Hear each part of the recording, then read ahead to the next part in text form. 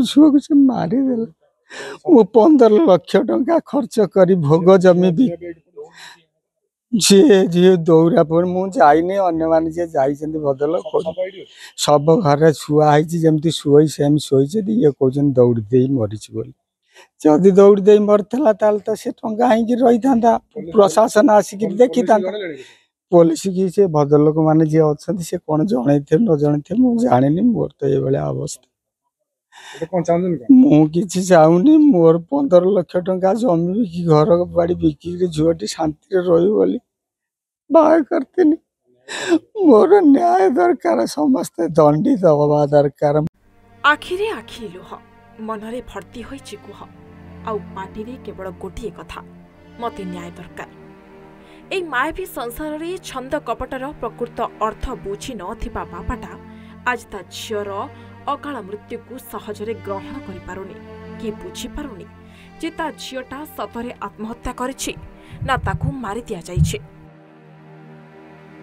दर्शक बंधु दिन थिला एही निरीह बापाटा ता झियो केमिति खुशी रे बाहा होई घर संसार करिब सेथिलागि 15 लाख टंकार तंड गणिथिबा बेले आज से 15 लाख टंका ना कामरे लागिछि ना तार से हत भागिनी झियो आउ ए दुनिया रे अछि अछि त केवल झियर से स्मृति। तेबे दर्शक बंधु एही घटना घटिछि राजनगर ब्लॉक पेंठ प्रसन्नपुर गाँव रे घटि जाइछि। दियर भाउचर अनैतिक संपर्क बाहर को आसीबा भयरे सासु घर लोके कले बधू हत्या।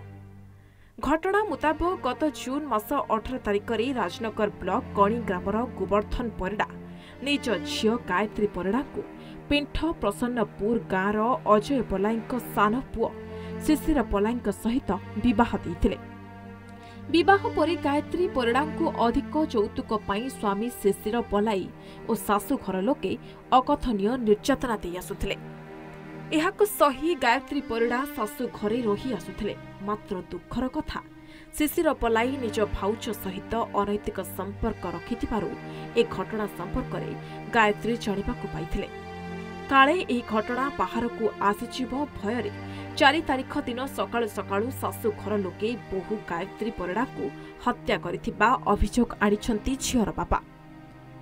गोटे वृद्ध बापा आखिर लुहरे तार झियो केमिति सारा जीवन खुशी रहिबो सेही स्वप्न देखिथिले। निजर जमी 15 लाख टंकारे बिक्री करी निजर प्रिय बड़ झियो गायत्री परिडा को धूमधाम रे विवाह कराइथिले।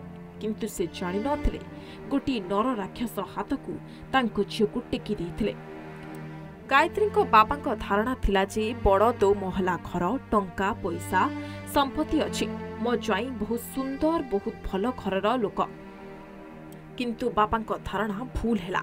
शेषरे तांको झियो को से मृत अवस्था रे हराई बसिथिले। बुढ़ा बापाटी तांको झियो को नै देखिथिबा स्वप्न भांगी रुजी चुरमार होई गला। मो ना गोवर्धन परिडा मो घर होजी कणी कोन घटना घटि आपण एते बस काम घटना कहूजी मो झुआटी बड़ झुओ ता ना होजी गायत्री परिडा मो अजी पलैर सान पुओ को शिशिर संगे बा देथिल। जून मास 18 तारिख रे मो झुअर बाहाघर होइतला। बाहाघर परे परे बहुत ताकू जंत्रणा दियंती एमिति कि चतुर्थी दिन भी ता बेकुर हार फार उले नहीं जाइथिले।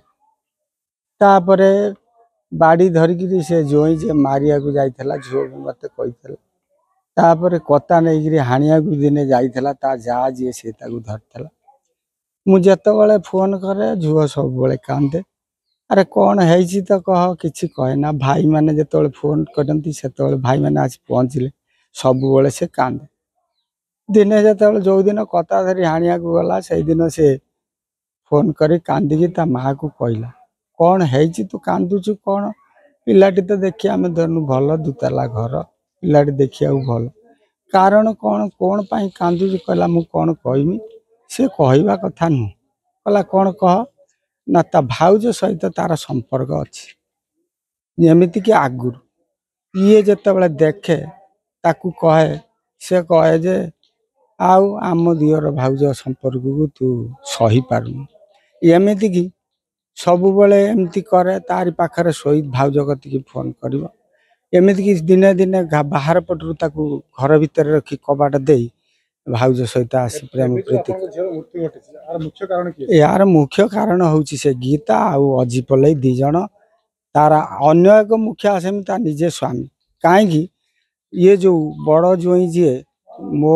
झीर जी देढ़ुचुर सी जीवा 15 दिन पर से गीतार पीरियड होता मासिक धर्म होता जीवा पर बाहर तापर वर्तमान से ଏବେ अंतसत्वा ଘରେ ଘରେ କୋଉମାନେ ଅଛନ୍ତି?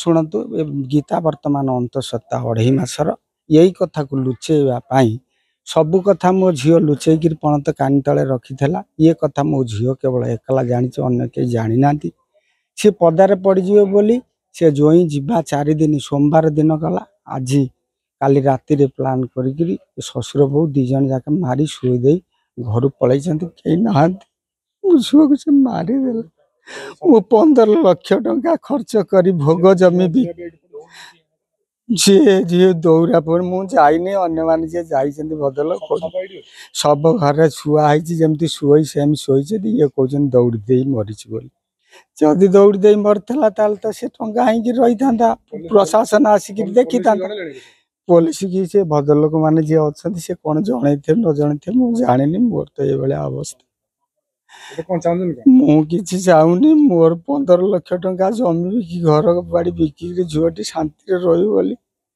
बाह करती मोर न्याय दरकार समस्ते दंडित हवा दरकार एथर समाज को गोटे वार्ता मिला जे प्रत्येक बाबा माँ को झे भल घर टंका पैसा संपत्ति भल देखा जाउथिबा पुओ को देखि निजर झियो जीवन को विपद रे पकांतु नाही बरम गोटे गरीब परिवार दियंतु जेउठी झियोटी साग पखाल रे खाइकी हस खुशी रे रहु गोटे भल मनिष सहित सांसारिक जीवन अतिबाहित करू।